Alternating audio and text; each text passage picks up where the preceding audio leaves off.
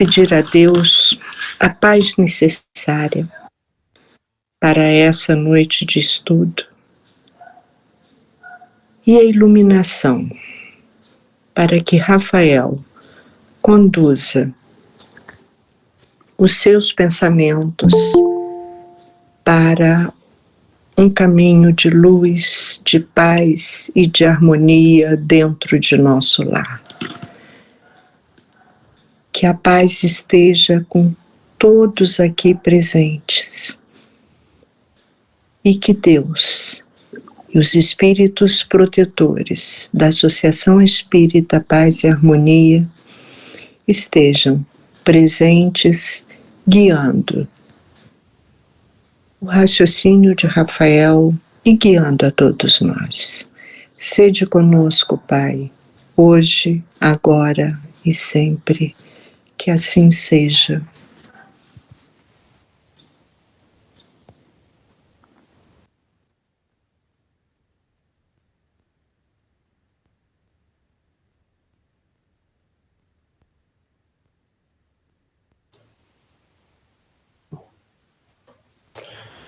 Bom, graças a Deus. Boa noite a todos. A gente, mais uma vez aí reunido para fazer alguns comentários sobre o estudo do nosso lar.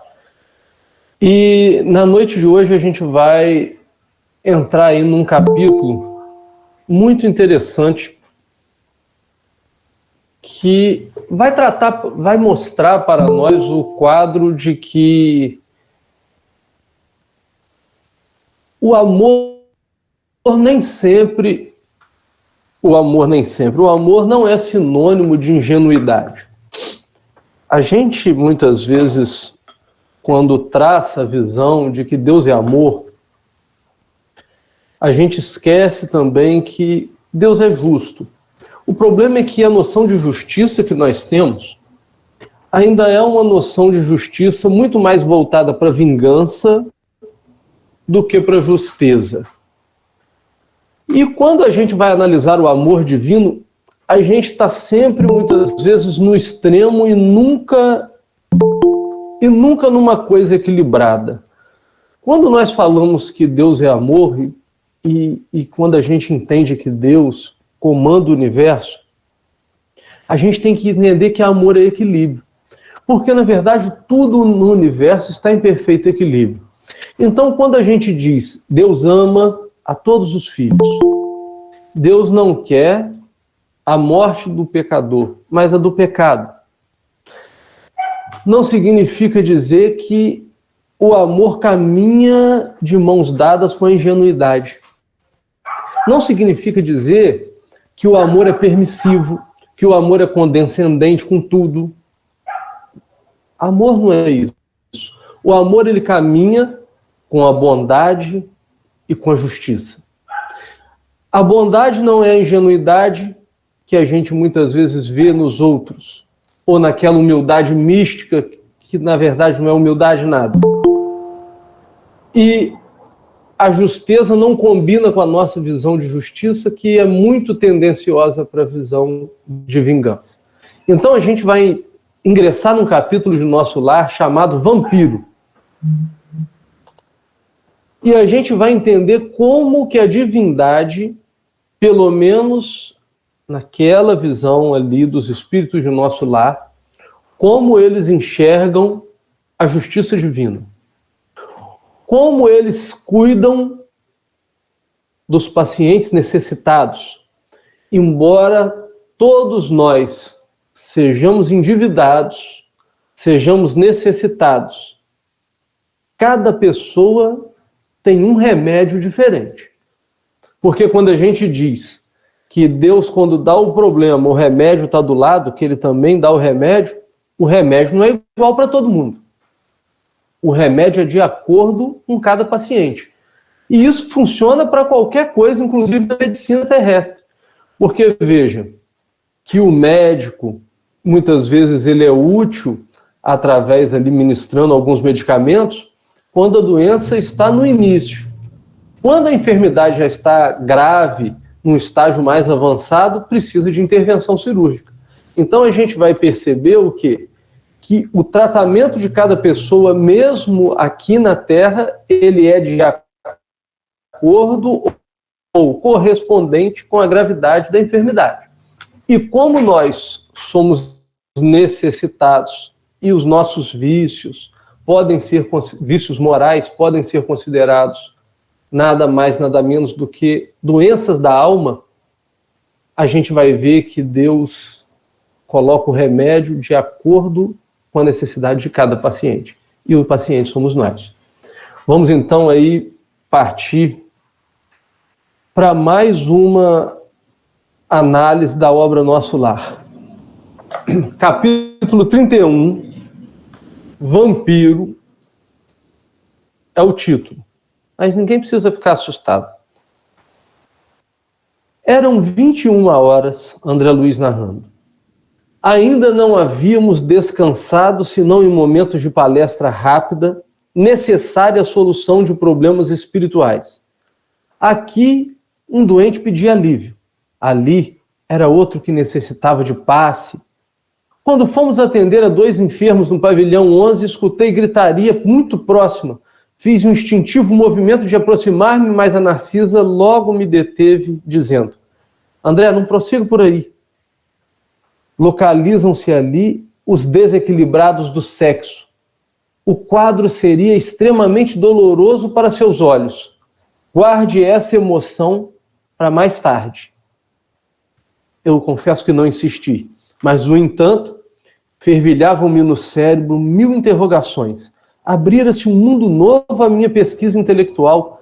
Era indispensável recordar o conselho agora da dona Laura, genitora de Lísias, quando dizia para mim, a cada momento, não se desvie da obrigação justa. Então, o que a gente tem aqui nesse início? Só para a gente recordar. A gente vem do André Luiz na Câmara de Retificação, cuidando daquela galera de espírito necessitado. Os espíritos, cada um com uma dificuldade diferente, e o André Luiz falou assim, está precisando de gente para trabalhar. Vocês se recordam que o pessoal ali estava desfalcado, a equipe de trabalho no plano espiritual estava desfalcada, e o André Luiz, de prontidão, se colocou pronto para trabalhar. A Narcisa disse o seguinte, olha, o trabalho agora é intenso, não tem gente para trocar, não tem gente para substituir, e a gente falou da boa vontade do serviço, conversamos bastante sobre isso. A gente nota agora que aquele serviço que a Narcisa se referia, ele é ininterrupto praticamente. Que hora que eu descanso? Na hora de uma conversa amena, de uma coisa assim, ou seja, eu descanso num trabalho mais leve, eu estou trabalhando o tempo todo. Ah, Rafael, mas isso daí é demais, isso daí é férias CLT. No plano espiritual, os espíritos que estão ali trabalhando de boa vontade, o André Luiz disse lá atrás que não vi cansaço neles, porque na verdade aquele trabalho, o trabalho com Jesus, é aquele trabalho no bem, o bem é uma subida que não cansa, a gente comentou sobre isso. Então veja, estavam todos animadíssimos, de repente o André Luiz ouviu o grito no pavilhão 11. E nesse grito do pavilhão 11, o que tem lá? Uma pessoa ou várias pessoas que sofrem por conta do desequilíbrio do sexo. E a Narcisa disse assim, vai lá não. Não vai lá não, que o que você vai encontrar lá vai ferir seus olhos. E aí a gente fica imaginando assim, meu Deus do céu. Primeiro, o que é desequilíbrio no campo do sexo para o plano espiritual? Segundo, o que será que tem lá? Eu sei dizer que o assunto, o André Luiz fica pensativo, mas o assunto depois se torna tão importante para ele que ele faz um livro só sobre isso, na série Vida no Mundo Espiritual. Mais tarde, o André Luiz vai escrever um livro só sobre o desvirtuamento e o desequilíbrio no campo do sexo. E na obra No Mundo Maior, salvo engano, ele vai dizer o seguinte, olha, o sexo matou mais que todas as guerras no mundo. Então, a gente vai percebendo aí que a visão espiritual, né, nesse ponto, quando ela vai caminhar, eu estou fazendo vou fazer esse en passant, essa introdução sobre um livro que depois a gente vai estudar, para não deixar também aqui aquela visão assim, meu Deus, o sexo é pecado, aquela coisa horrível. Não. O Espiritismo não prega abstinência, prega educação. Mas isso para tudo. Tanto no campo do sexo, quanto no campo da fala, quanto no campo do olhar, porque todos os nossos sentidos, os nossos sentimentos, foi nos dado para nós nos educarmos. No campo do sexo não é diferente. Então, a gente vai prosseguir aí. O André Luiz não vai lá ver aquele pessoal do pavilhão 11, que a Narcisa falou com ele que ele não ia ter condições emocionais de cuidar daquilo ainda. E ele segue aqui, ó. Logo após as 21 horas, chegou alguém dos fundos do enorme parque. Era um homenzinho de semblante singular, evidenciando a condição de trabalhador humilde. A Narciso recebeu com muita gentileza e perguntou: o que há, Justino? Qual é a sua mensagem? E o operário, que integrava o corpo de sentinela da Câmara de Retificação, respondeu aflito: venho participar que uma infeliz mulher está pedindo socorro no grande portão que dá para o campo de cultura. Creio tenha passado desapercebida aos vigilantes da primeira linha. E por que você não atendeu, Justino? O servidor fez logo um gesto de pavor e disse: segundo as ordens que nos regem, eu não posso fazê-lo, porque a pobrezinha está rodeada de pontos negros. E a Narcisa disse: como é que é? Sim, Narcisa. Então o caso é muito grave, Justino. Curioso, o André Luiz narrando, logo seguia a enfermeira através do campo enluarado. A distância não era pequena. Lado a lado via-se o arvoredo tranquilo do parque, muito extenso, agitado pelo vento caricioso. Havíamos percorrido mais de 1 quilômetro quando atingimos a grande cancela a que se referia o trabalhador. Então veja, apareceu o Justino na obra Nosso Lar. O Justino veio trazer o quê? A informação de que tem uma mulher lá na cancela querendo entrar. E aqui vale algumas pontuações. Olha que coisa interessante. O André Luiz fala: apareceu um homenzinho, dando a entender que o Justino é o quê? É pequenininho. Mas o Justino pequenininho trabalha na cancela, de sentinela. Inversamente proporcional àquilo que a gente vê aqui, no plano material. No plano material, para ser vigia, tem que ser o quê? Forte, grande, porque senão você não para ninguém. Vai todo mundo passar por você. No plano espiritual, o sentinela é o Justino, pequenininho. Por quê? Porque vale a moral, vale o coração, vale a capacidade de percepção. Veja que ele vai dizer o seguinte: olha, com certeza ela passou despercebida. Ela passou despercebida aí pela primeira cancela. Você sabe por quê? Porque como que ela chegou com esses pontos negros aqui? Será que ela ludibriou os sentinelas, os vigias da outra cancela? Ou será que ela conseguiu passar? Será que as pessoas não perceberam ou será que ela ludibriou essas pessoas? E aí por isso ela chegou ali na cancela, próximo da Câmara de Retificação.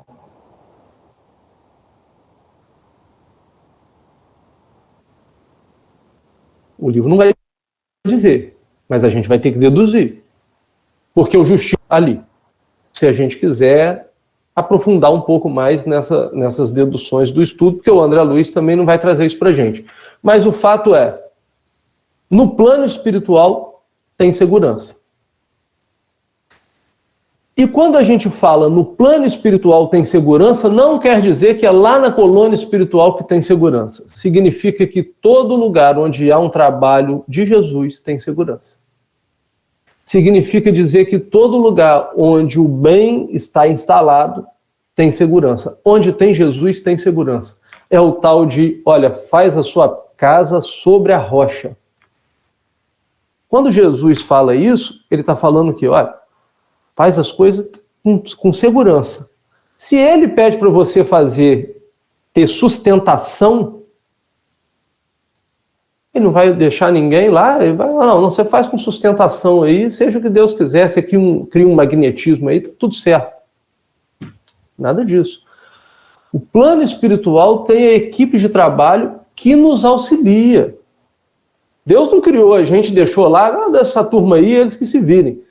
Tem um plano espiritual que nos auxilia. Mas, para eu edificar o trabalho sobre a rocha, para eu edificar o trabalho com Jesus, eu preciso de quê? De evangelho, de diretriz, de firmeza de trabalho, para poder o trabalho evoluir e para eu poder ter, como diz, o merecimento de ter seguranças comigo. Segurança no plano espiritual não significa homens fortes, significa espíritos superiores que têm capacidade e discernimento. Isso é segurança com Jesus. Discernimento é segurança com Jesus. Amor é segurança com Jesus. Então, a gente vai ver que não há ali uma força física, há uma segurança no sentido de moralidade. E o Justino vai dizer para Narcisa que passou uma mulher, que essa mulher não pode entrar porque ela tem ponto negro. Que ponto negro é esse? E a Narcisa só diz assim, então a coisa é grave.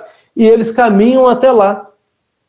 Ou seja, no plano espiritual não tem essa coisa, não, se vira lá, Justino, você é segurança, você fica lá. Não, você está falando comigo, eu vou até lá, vou ver essa situação. O que está acontecendo?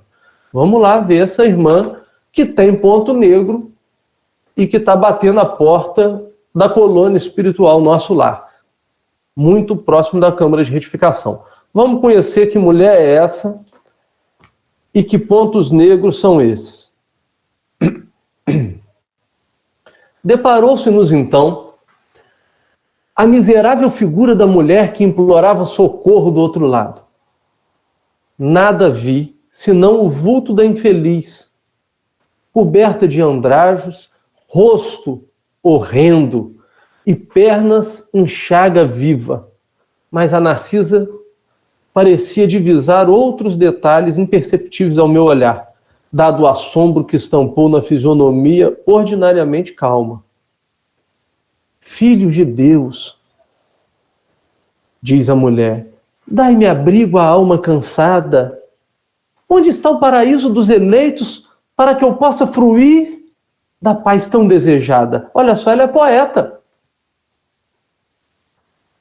Aquela voz lamuriosa sensibilizava meu coração, André Luiz narrando. Narcisa, por sua vez, mostrava-se comovida, mas falou-me em tom confidencial. Não está vendo os pontos negros, André? E o André Luiz responde, eu não estou vendo nada.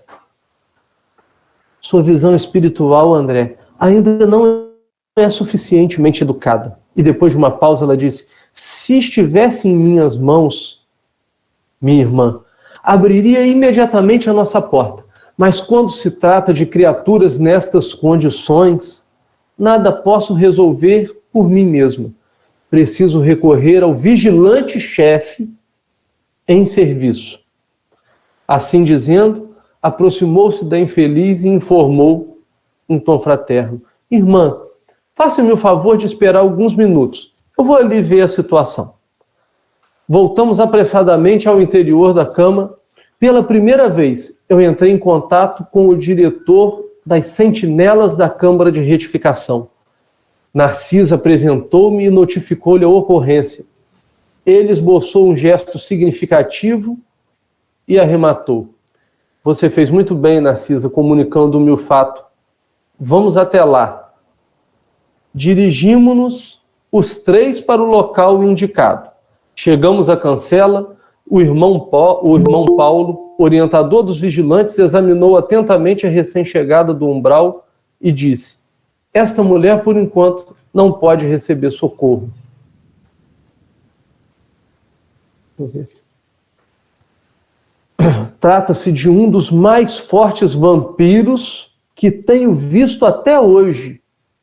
É preciso entregá-la à própria sorte. E o André Luiz fica escandalizado. Olha aí, alguns ensinamentos para nós. A Narcisa foi até lá, viu a mulher e percebeu o ponto escuro. O André Luiz não viu nada. E aqui, primeiro detalhe. Cada trabalhador enxerga o problema de acordo com a sua evolução espiritual e com a sua educação espiritual. Isso serve para médium, vidente. Você chega num lugar, eu lembro até hoje, a gente chegava numa determinada sessão mediúnica, um médium falava assim, eu estou vendo determinado espírito perto de fulano, aí comunica outro. Aí a pessoa fica assim, mas não foi esse espírito que eu vi? Mas você não é obrigado a ver o espírito que vai comunicar, porque muitas vezes o médium não alcança o espírito, vibracionalmente, o espírito que vai se comunicar. Ali, o André Luiz, a visão espiritual dele não alcança vibracionalmente os pontos negros que ela trazia no campo espiritual dela. A gente lembra que o André Luiz, na obra Evolução em Dois Mundos, ele vai dizer o seguinte, olha, todos nós temos aura e perispírito. Na nossa aura, reflete o quê? Reflete a nossa estatura espiritual, o nosso pensamento contínuo. Nosso pensamento contínuo, ele vai emitindo ondas eletromagnéticas, que, como se fossem ondas eletromagnéticas, que modelam a nossa aura. Por isso que às vezes alguns médios, algumas pessoas falam, nossa, fulano tem uma aura boa, passa uma coisa boa para mim, eu estou vendo tudo azul em volta dele, eu estou vendo tudo vermelho, lembrando que vermelho aqui não é demônio, vermelho é condição de espíritos evoluídos. E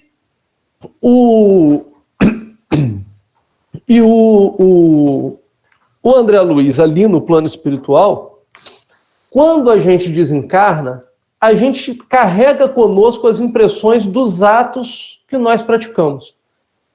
Ninguém fere o outro sem ferir a si mesmo.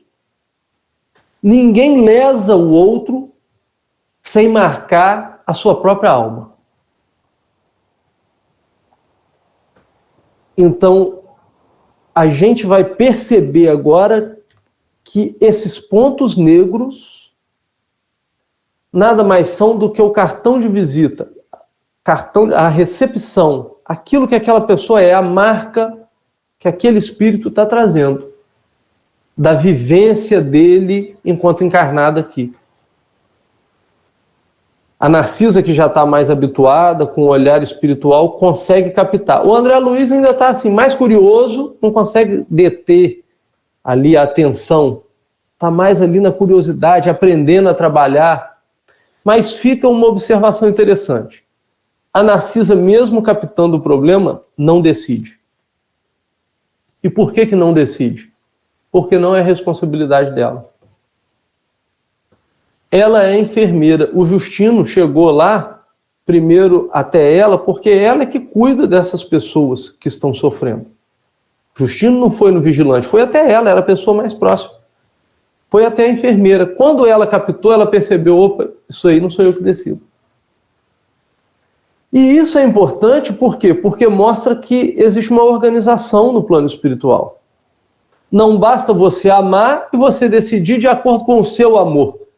Existe uma regra no plano espiritual. Então, se existe outra pessoa responsável por aquele trabalho, quem decide aquele trabalho é a outra pessoa, não sou eu. Por mais que eu entenda, por mais que eu ame, por mais que eu ore, por mais que eu seja trabalhador dedicado de nosso lar. Quem decide é o outro, porque a responsabilidade é do outro.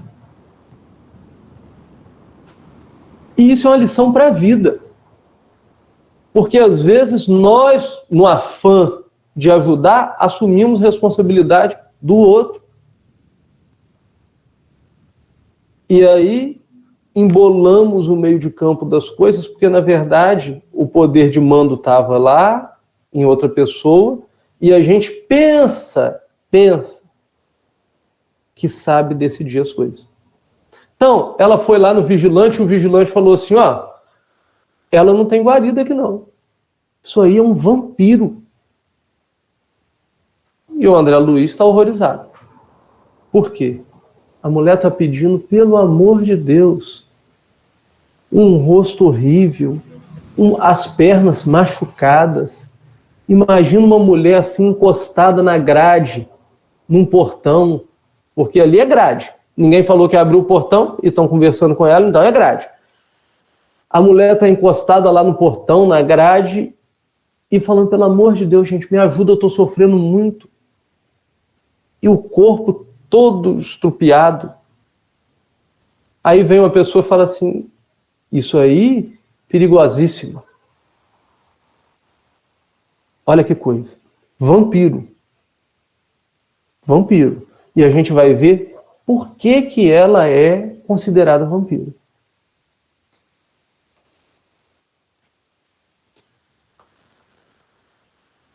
O André Luiz ficou horrorizado.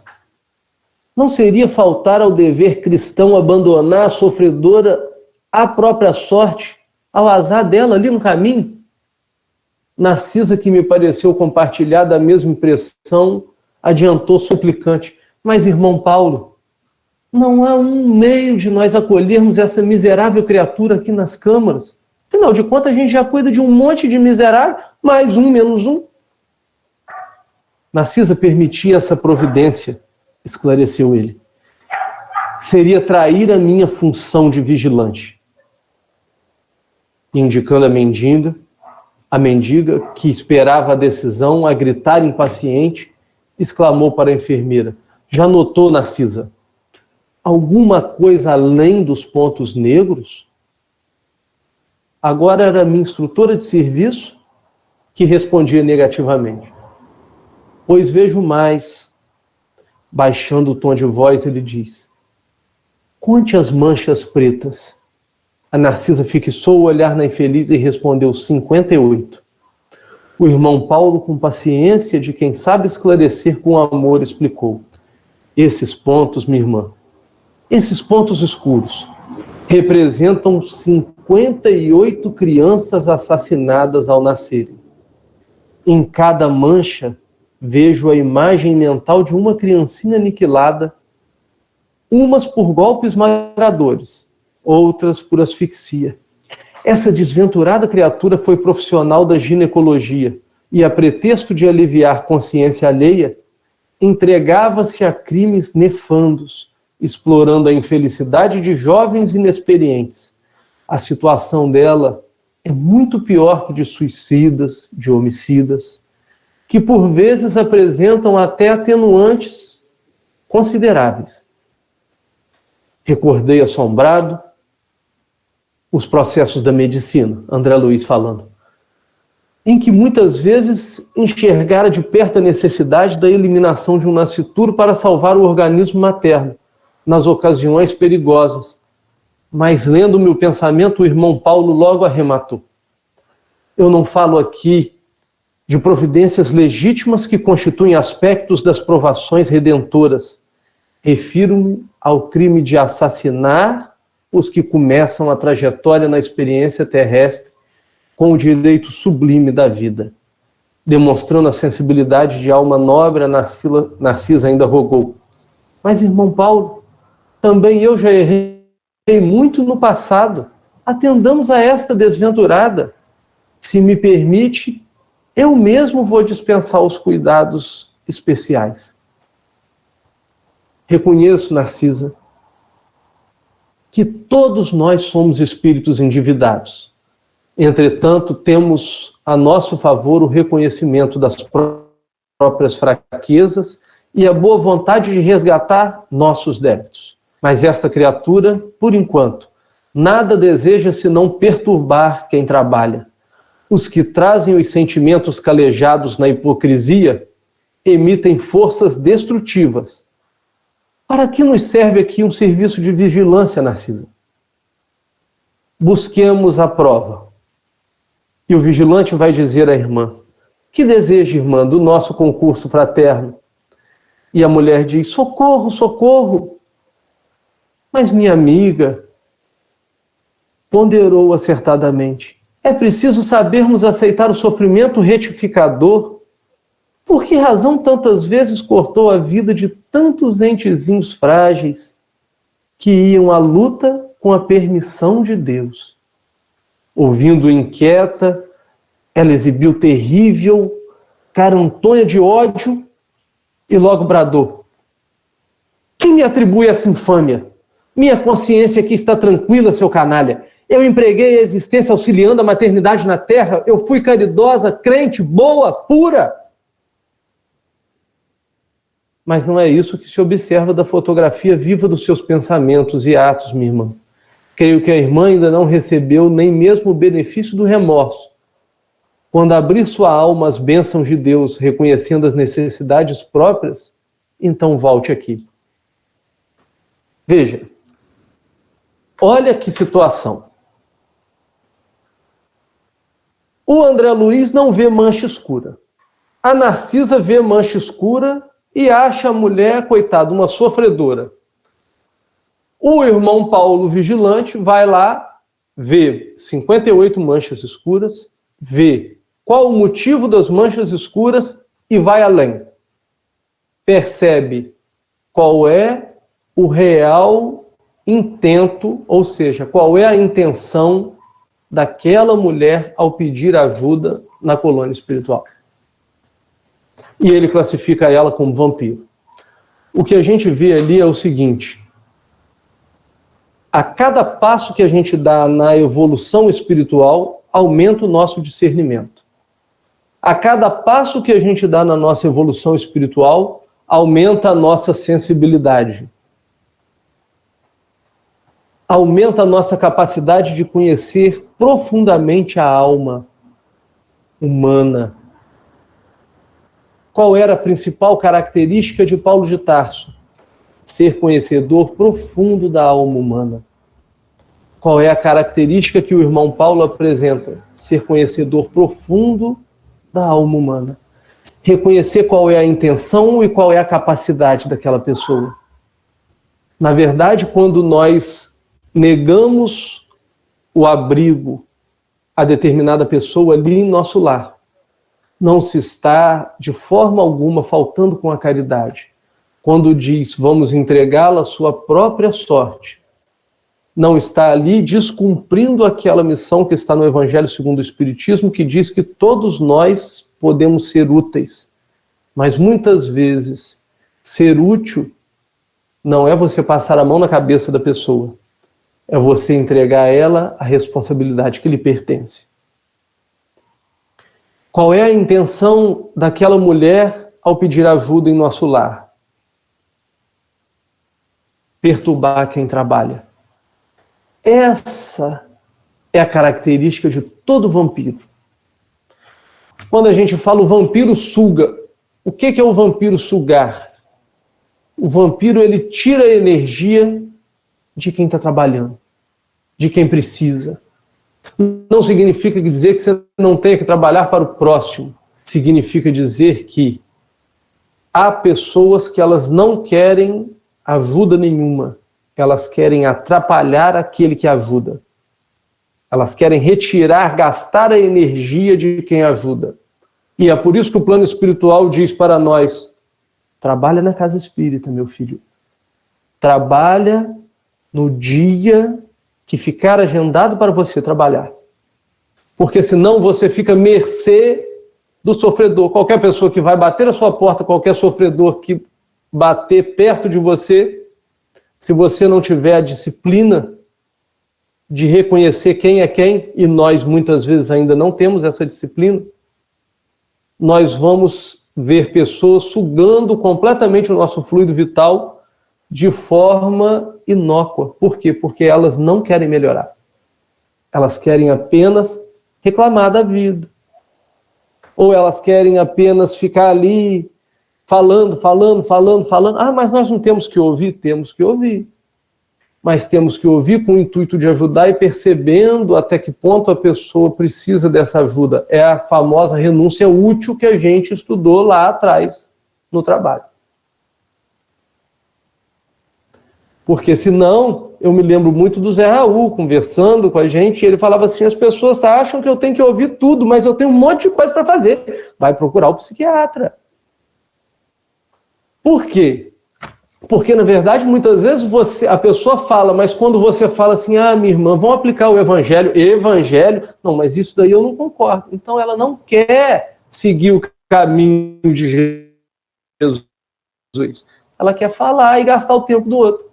Como que funciona na obsessão nas reuniões mediúnicas? Vem um espírito, fala, não diz nada com nada, o dialogador também não entende nada com nada, no final acabou a reunião, só ele que falou, tomou o tempo da reunião, do médium, o médium não evolui, nem a reunião evolui, aquilo ali é uma obsessão. Você não ajudou ninguém. Por quê? Porque ele não quer ser ajudado.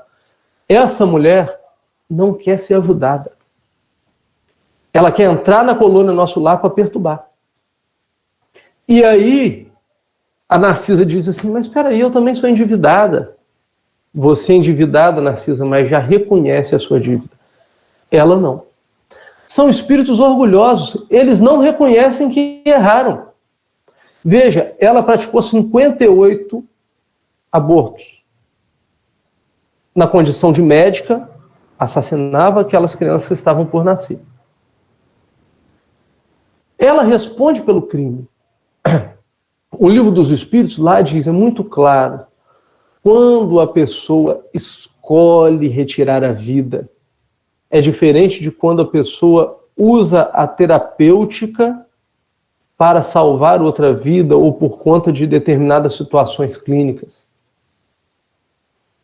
E veja, ela responde com mais gravidade do que qualquer outra pessoa. Porque, primeiro, uma coisa é eu ter praticado isso, porque várias pessoas que chegam à casa espírita já praticaram aborto, ou às vezes praticaram na adolescência. Então quando eu chegar no plano espiritual eu vou sair com essa mancha escura. Depende de você. Depende de nós. A mancha escura que ela carrega é porque ela não se arrepende de nada, ela acha que está certa. Ela acha que tirou a vida das crianças e tinha que tirar mesmo.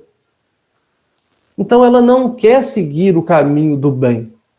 Ela quer modelar o bem de acordo com o pensamento dela. É a mesma coisa eu pegar o evangelho, olhar que está escrito uma coisa e falar assim, não, mas isso aqui está errado, vamos mudar aqui e vamos colocar do meu jeito o evangelho. O evangelho segundo é o mesmo. Que é o que muita gente faz, seja na igreja evangélica, seja no centro espírita. Nós gostamos muito do evangelho. Se for interpretado segundo é o mesmo. Ali a gente vê que o Espírito entrega a ela a própria sorte, porque, na verdade, ela não quer seguir o caminho de Jesus. Então, quando a Narcisa fala, eu vou cuidar dela, ele diz, não, você não vai cuidar dela, que ela vai perturbar você. E os demais. Porque ela não se arrependeu, não tem um remorso. Veja, quando alguém pratica alguma coisa, conosco, a gente guarda rancor. Quando nós praticamos alguma coisa com alguém, a gente sente remorso. O remorso é aquela coisa que nos corrói por dentro. É um sofrimento que caminha de par com o arrependimento e que vai justamente fazer com que a nossa alma seja impulsionada para frente. Porque arrepender eu reconheço o erro, estou sofrendo ele, quero mudar. Mas ela não sente remorso de nada, ela acha que ela está certa. Uma pessoa assim não vai ser socorrida no plano espiritual. E aí a gente começa a perceber por que ela passou pela primeira vigilância. Porque ela ludibria as pessoas. E só quem tem o olhar atento é que entende. Então, muito provavelmente, ela não passou despercebida pela primeira vigilância. Ela ludibriou porque as pessoas não tiveram esse olhar atento para perceber aquilo que ela fez. São aqueles espíritos, eu estou sofrendo muito, você me ajuda. Mentira, não está sofrendo nada. Quer sugar só a vida do outro. Então, o que a gente vê ali? A gente está vendo aqui um espírito que pede socorro, mas que não merece ainda ser socorrido. precisa se reformar intimamente primeiro. E aí a gente percebe que a bondade de Deus, ela não é desviada da justiça. A bondade não é ingênua. A bondade é atenta a tudo e a todos. E o remédio é de acordo com aquilo que cada um precisa. Se ela tivesse realmente arrependida, a porta ia ser aberta para ela. Irada, e aqui fica muito claro quando negam a ela o atendimento, ela mostra quem ela é. Irada, ela responde ao irmão Paulo: seu demônio, seu feiticeiro, Satã, eu não voltarei aqui nunca mais. Eu estou esperando o céu que me prometeram e que eu espero encontrar. Assumindo uma atitude mais firme, o vigilante-chefe disse: faça então o favor, minha irmã, de se retirar. Não temos aqui o céu que você deseja. Estamos numa casa de trabalho, onde os doentes desconhecem o seu mal e tentam curar-se junto de servidores de boa vontade. A mendiga objetou atrevidamente: eu não lhe pedi remédio nem serviço. Eu estou procurando o paraíso que fiz por merecer praticando boas obras. E endereçando-nos, dar diante o olhar de extrema cólera, perdeu o aspecto de enfermo ambulante, retirando-se a passo firme, como quem permanece absolutamente senhora de si. Apanhou-a o irmão Paulo com o olhar durante longos minutos e depois, voltando para nós, disse: observaram o vampiro? Exibe a condição de criminosa e declara-se inocente. É profundamente má, mas afirma-se boa e pura. Sofre desesperadamente, mas alega tranquilidade. Criou o inferno para si própria e afirma que está procurando o céu. Ante o silêncio com que lhe ouvimos a lição, arremata o irmão Paulo: é imprescindível tomar cuidado com as boas ou más aparências. Naturalmente, a infeliz será atendida a lures, ou seja, mais adiante pela bondade divina. Mas por agora, por princípio de caridade legítima, na posição em que me encontro, eu não poderia abrir nossas portas a ela. Então veja,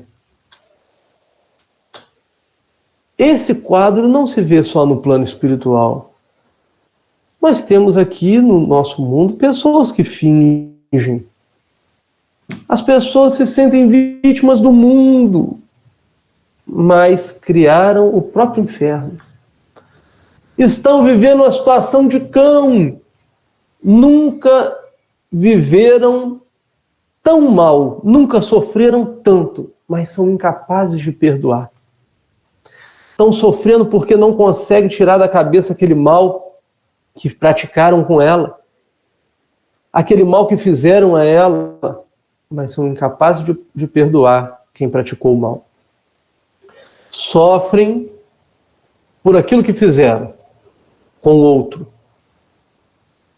mas continuam alegando que estavam certas. Então, a gente percebe que essas pessoas, elas não conseguem recuperação porque elas não querem. Elas precisam de apoio? Precisam, mas precisam aprender a ouvir. Aprender a ouvir Jesus, a conversa do Evangelho, a conversa fraterna. Se a própria pessoa se recusa a receber essa conversa fraterna, como?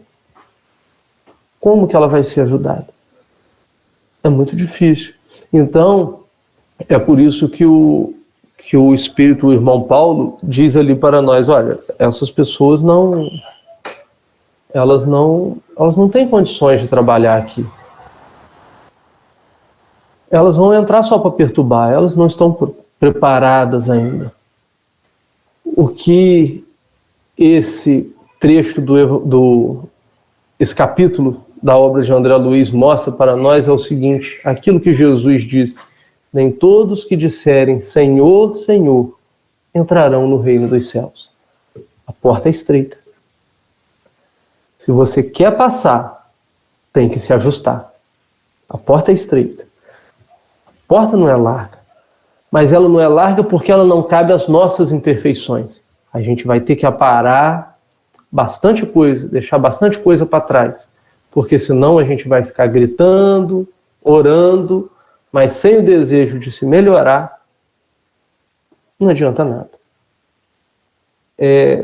Não é legítimo o nosso pedido de ajuda e nem o nosso pedido aí de socorro.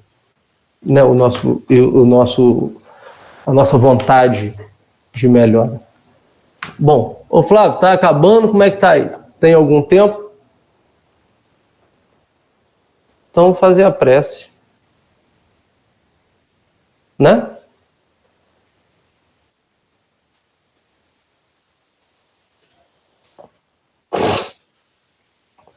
Então tá.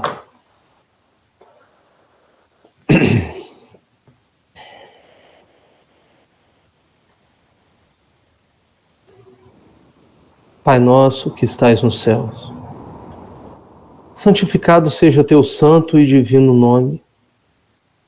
Venha a nós o teu reino. Seja feita a tua vontade, aqui na terra como no céu. O pão nosso de cada dia nos dai hoje. Perdoai, Senhor, as nossas dívidas, assim como devemos perdoar os nossos devedores. Não nos deixeis cair em tentação, mas livrai-nos de todo mal, que assim seja. Jesus, querido Mestre, envolva cada um de nós que participou desse estudo e aqueles que não puderam participar por algum motivo. Que nós sejamos abençoados com o teu amor, com o teu olhar. Dai-nos força e coragem para reconhecer as nossas faltas e, acima de tudo, coragem para sofrer o necessário para a nossa modificação, se é que o sofrimento será necessário para nós. Dai-nos força, Senhor Jesus, para amarmos o nosso próximo de forma incondicional,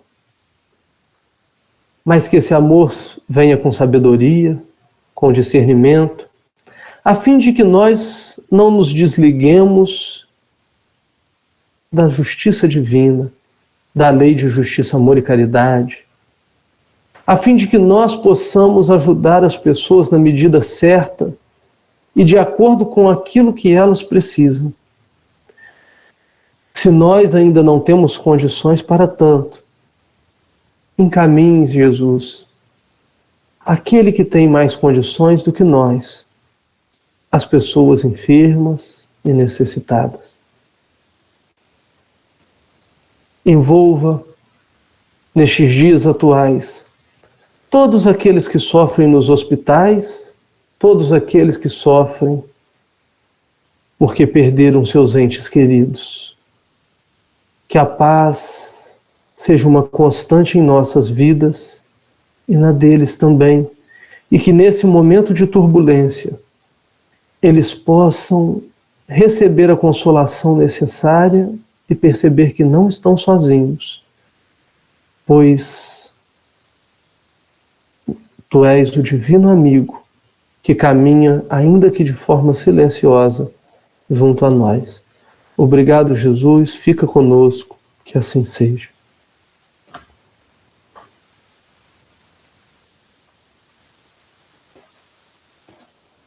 Uhum.